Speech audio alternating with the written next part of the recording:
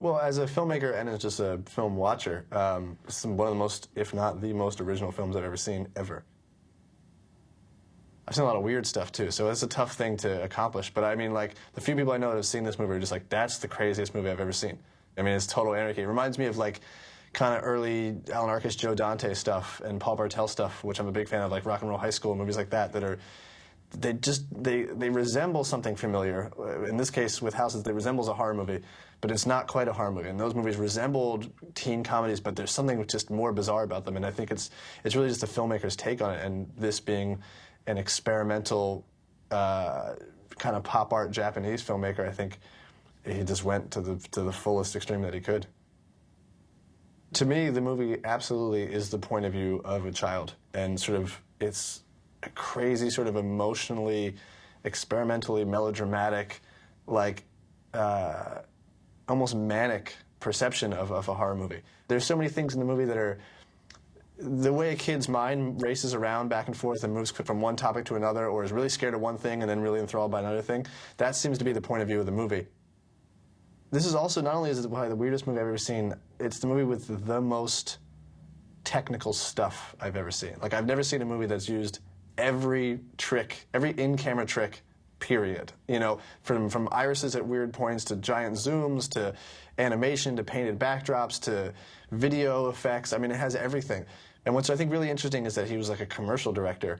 And right now, the last 10 years or so in the US, it's been like commercial directors doing horror movies is like the thing. That's what they hire, commercial and music video people, because they can give you a stock issue look that everyone's familiar with, and is very slick and is very accessible to audiences.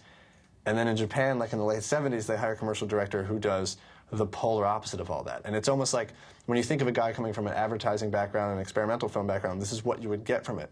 But what we get in America is like the most milquetoast, like just make it look like everything else and it'll be successful. Whereas this is the complete opposite. This is just complete anarchy of a movie. And it has the sort of Japanese style advertising and things popping up left and right. And it's stuff that's not in other movies. And so it's like, as a film goer, how could you ignore a movie that's unlike any movie you've ever seen before? How is that not the most exciting thing? I mean, I think House ultimately is an art film, which is rare to see an art horror film. And it's something that, you know, I try to do, and people that I know try to do, and there's very few every year that you get that are sort of art horror films, and I mean that they're challenging films, because usually the horror genre is lowest common denominator.